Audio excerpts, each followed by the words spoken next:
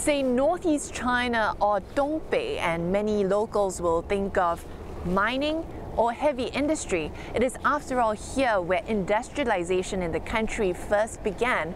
But as the Communist Party of China marks its 100th founding anniversary this year, this place has now become a microcosm of the challenges facing the country.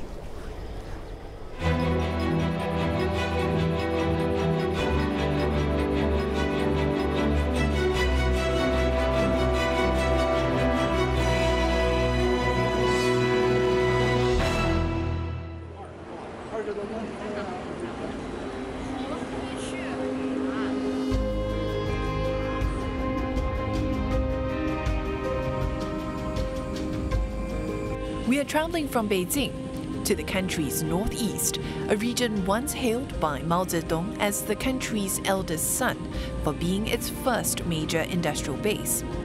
It's known for its extreme cold winters,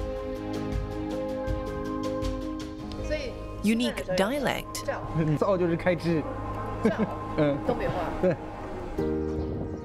as well as a now shrinking industrial base that has earned itself the title as China's Rust Belt. Dongbei comprises the provinces of Heilongjiang, Jilin, and where we are headed first, Liaoning, in particular its capital, Shenyang, just a 1.5-hour flight away from the Chinese capital. 同时，人口老龄化程度进一步加深。 China's once-a-decade population census recently announced showed the country's population was not only growing at its slowest in decades, but that it's aging rapidly as well, sparking questions of whether China will get old before it gets rich. But nowhere is this seen more acutely than in this part of China. 16% of the northeast population is over 65, about 3 percentage points higher than the national figure. To look beyond the numbers, I have arranged to meet a 76-year-old Shenyang local. Retiree Shi Wancai is a regular at this park near his home since he stopped working in 2005. And he's agreed to introduce me to some of his friends to better understand what aging in China's most rapidly graying region is like for them. 目标就是准备自己要百岁长寿，他要活到120岁。要健康，不但要活到120岁，要有质量。 Many in Mr. Shi's generation were allocated as youngsters to work in state-owned enterprises and now receive a monthly pension from the government. Having one child is also the norm under China's controversial one-child policy, which it only relaxed in 2016. 都一个孩子，他们自己都忙着工作，忙着带孩子，就是不会顾及到我们这个养老的事儿。如果我们的工资也低，然后就是没有人照顾我们，你是不是要雇人呢？雇人这块费用，再加你治病的、看病的费用，就是一个问题，是个大问题。不是说现在一谈说儿女不孝，他不是不孝，现在有一利就有一弊。所谓的利就是医疗啊各方面比较进步了，生活水平提高了，寿命加长了。 弊就是老龄化来了，对不对？都是一个孩子，这个老龄化这个问题怎么解决？ The experience of Mr. Shi and his friends perhaps is telling of the concerns about growing old in China. With a rapidly aging population and shrinking workforce due to falling birth rates, reports have also warned that state pension funds could run out as early as 2035. This also putting further strain on the northeast moribund economy. Last year, 2 out of the 3 provinces grew at below China's overall 2.3% economic growth due to the dominance of inefficient state-owned enterprises that have been dubbed zombie companies, kept alive only by government investments. It's a far cry from the days that Mr. Shi remembers, working in an engineering company in Shenyang. 正经八百辉煌的时候是应该在50几年的时候，那是最辉煌。 东北的工业基地、老工业基地呀、加工厂大小支援全国呀，好多东北的机械、钢材呀、煤炭呐等等都支援全国。时候东北人就老大嘛，是东北人老大，那些南方人不行，南方人没有那重工业的城市出来的。 Although, as we revisit Mr. Shi's former workplace, signs of these no longer remain. 就这个位置就是我们原来工厂的一个大门，那工厂那个大门也挺大，也挺宽，挺大。完两边也插了红旗呀什么的，这个大门。再进去就是一条大道，大道里头就是两边就是厂房了。几十年没来这个地方了，反正时间也过得也太快了。 Mr. Shi tells me he felt things starting to change in the 1980s. That's when then Paramount leader Deng Xiaoping embarked on his reform and opening up campaign, moving China from a centrally planned economy to one that embraced market forces, leading to falling demand for heavy industries and a series of worker layoffs. 压力大的时候，我就感觉就是改革开放以后下海以后，这个压力非常大。那时候你下海了，你就完全你不像原来，到时候领导给你安排工作，给你安排啥，到时候开支，那时候全都靠你自己了。Mr. Shi lives alone in Shenyang after his daughter moved to Beijing, where her husband works. 个人角度考虑不平衡，为啥呢？我在这儿，他在这儿，他来我跟前儿多好啊！ 我说不支持。那从为了儿女呀，从发展前途的话，我才支持他。你会想他吗？那你想，每天几乎每天都联系、都见面、都说话。喂啊。Like Mr. Shi's daughter, many other young people have left the Northeast in search of a better future. But what does this mean for those who remain?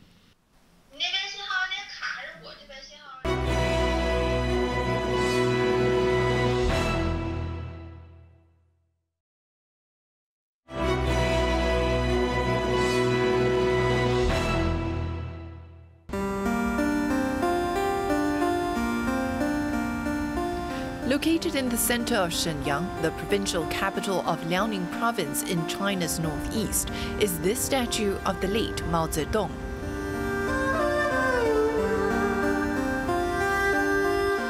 The founding father of modern China and the leader of the ruling Communist Party from 1935 till his death. He had once famously called this region China's eldest son, on whose shoulders the country's future rests.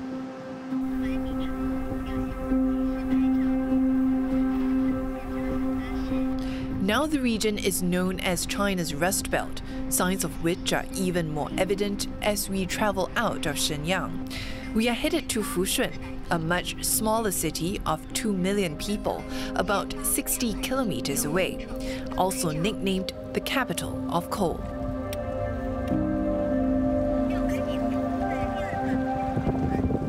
是这个胜利矿在这儿附近吗？底下就胜利矿里了。 往前走是吧？对对，你就顺那道路下去就行。哦，下那就是胜利矿里了，没有了，但是有服务厂嘛，什么也归哪了。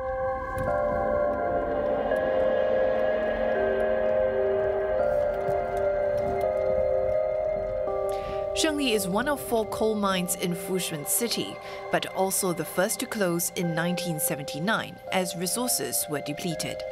In the 1960s, Fushun's coal capacity stood at 18.3 million tons. By 2018, that had fallen to 5.3 million tons, and what we saw was telling. Now, what strikes me about being here is just how quiet it is. We've only bumped into a couple of people along the way, a few occasional vehicles passing by, and you can even hear the birds chirping. It's a far cry from what used to be a busy, bustling area in one of Northeast China's coal powerhouses. Now, all that's left are reminders of its past glory.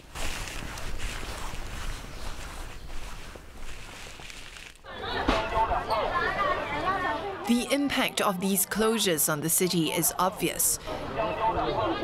The population in Fushun, like others in the northeast, is aging, as the city has seen an outflow of people. The northeast population has shrunk by 11 million in the last decade. 哎呀，像咱们这个年龄要在这过吧，还挺逍遥的。要是说是年轻人都不行了，他都往外走了。对。这现在你看看没，咱们抚顺就属于是老年城了。这你看也能看出来。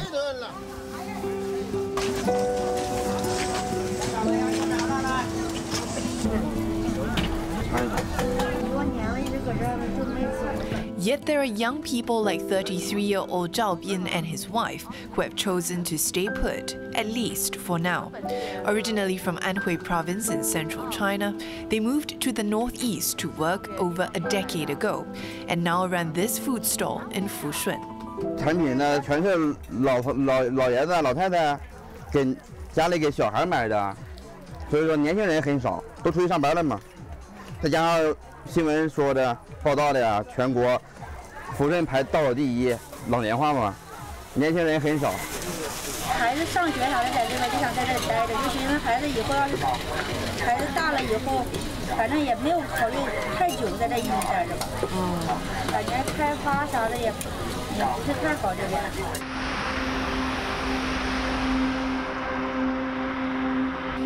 According to reports, Fushun was one of 8 cities in China to see its population shrink last year, and among them, it registered the largest decline. Apart from people leaving, this also made worse by a falling birth rate. Well, it's the weekend here in Fushun, and I'm told by locals this is one of the biggest shopping malls in the city.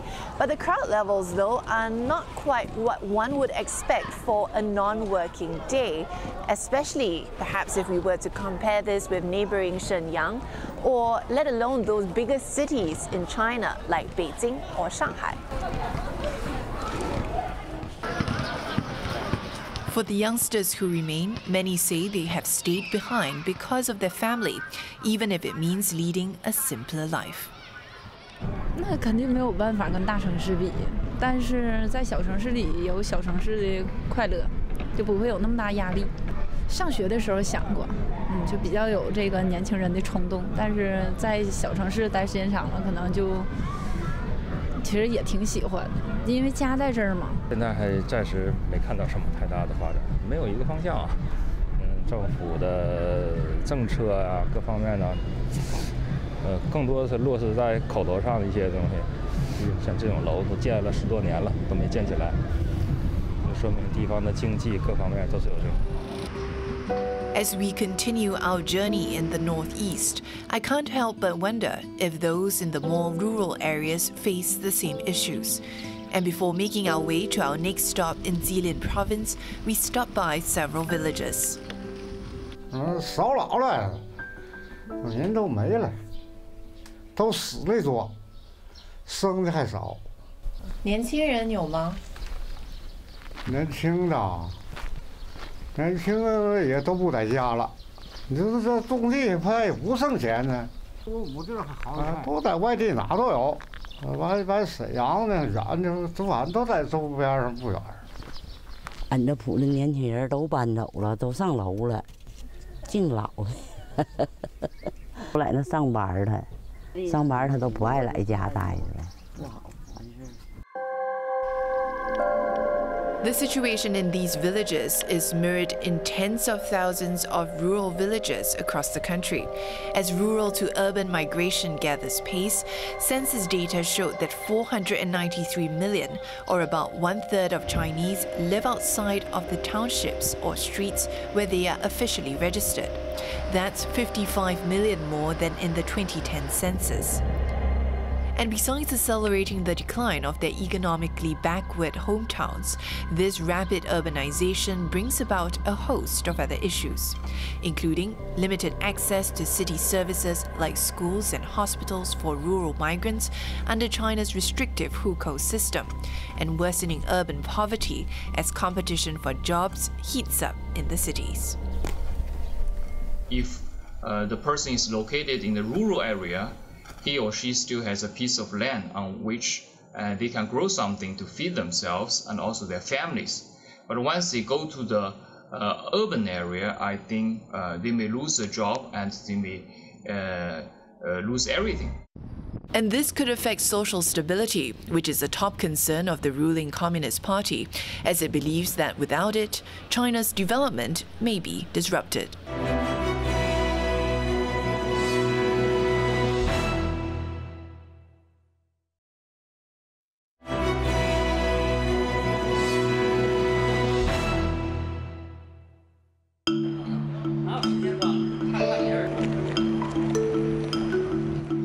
We're traveling from the city of Shenyang in Liaoning province to what was another industrial powerhouse in China, Changchun.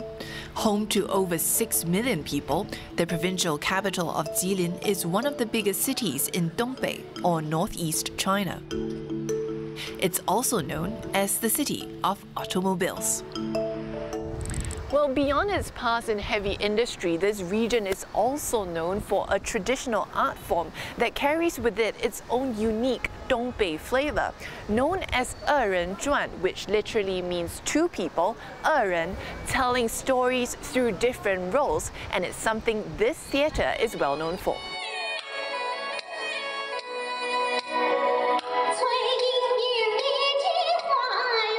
It's an art form that's part song and dance, known to be light-hearted and humorous.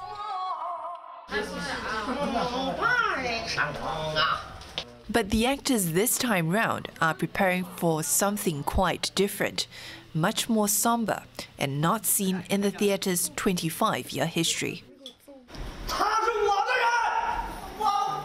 What's being staged is an original play to mark the Communist Party's 100th founding anniversary this year. Titled The Dawn of Spring, it tells the story in the lead-up to the siege of Changchun by the Communist Party against the Kuomintang. A story about undercovers and spies, highlighting Communist Party members who made sacrifices in the process. 原来对党史也学过，也了解过，但是看完这部剧呢，觉得离我更近了。他是长春的共产党员。The head of the theatre tells us that the idea for the play came about as early as February, even though the theatre has been struggling due to COVID-19. 我们的演员天天上午10点排练，排到下午6点半，晚上7点半我们还要在剧场演二人转。 所以说，演员是几乎是全天候的在磨这部剧。二人转现在市场其实不是很景气，我也在努力着带领大家找一条新的出路，尤其是在这个建党100年这样的一个历史时期，作为一个文艺院团，虽然我是民营的文艺院团，但我觉得我们应该有这个责任和担当，把新中国成立的时候为我们流血牺牲的这些英雄的故事。 能通过我们的舞台产品、舞台作品去展现给大家让大家铭记这段历史，也珍惜我们今天美好生活的来之不易。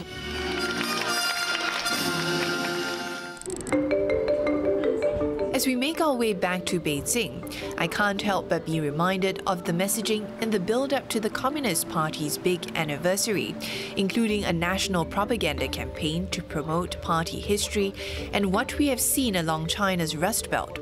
President Xi Jinping, at one of the party's meetings, said the party needed to draw strength from its history to forge ahead, though that version of history, according to reports, has been reworked to promote new priorities.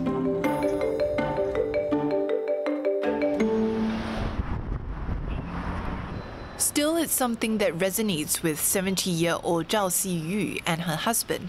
They are paying a special visit to the spots in Beijing, where decorations to mark the party's centenary have been put up. It's especially significant for them as Ms. Zhao's husband is among 7 million veteran Communist Party members who have recently been honored to mark the occasion. 前几天刚刚得到就是在党50年纪念章。 我也感到很突然，我觉得，我们感谢党，但是党还没忘记我们。The 76-year-old says looking at China today, it's hard to imagine the progress the country has made, although he acknowledges that his view of the party has evolved from his younger days, having lived through tumultuous times like the Cultural Revolution. 知道的，咱们国家经历一个那个10年的苦难的日子，动乱嘛，那是有困惑的。啊，第二代问我说：“你们那时候是这样吗？”万事无疆，我说是这样。他说你们脑子进水了，还跟我说。我说孩子，你不知道那时候我们是真心真意的，但是后来粉碎四人帮，对吧？改革开放，我们也是真心真意的，总是要反思的嘛，对吧？一个伟大的党，他不但要能做出为老百姓做出成绩，他也要敢于承认错误，敢于纠正缺点，这才是伟大的党。 That part of the Communist Party's history will likely be swept aside on July 1st. In the lead-up instead, there have been activities organized by local communities, exhibitions focusing on the party's success, as well as a slew of patriotic films and dramas being produced. Now, Beijing's iconic Tiananmen Square is being readied for what's said to be grand celebrations to mark the party's centenary. Part of the site has been cordoned off and large screens have been set up. Rehearsals have also been ongoing. Security here and in the surrounding areas has also been stepped up. It's a big bash which many Beijing residents are eagerly anticipating. 有一些活动的话，如果有机会，可能会领着孩子去感受一下，参加。大概有关注吧，因为现在大学里在宣传那种党史啊，就是让我们去学习。But even as the day will be sure to stir up pride and nationalism among Chinese, the true test for the Communist Party will be the road ahead, as domestic and international challenges rise to the fore, along with China's increasing global clout. This will be a big celebration for what the party has achieved in the past decades, and also a cornerstone for what China wishes to achieve in the coming 20, 30 years. Because sooner or later, China will become the largest economy in the world, and also it would, in a way, lead a new type of economic growth and even a Chinese model, even to export Chinese model on a larger scale.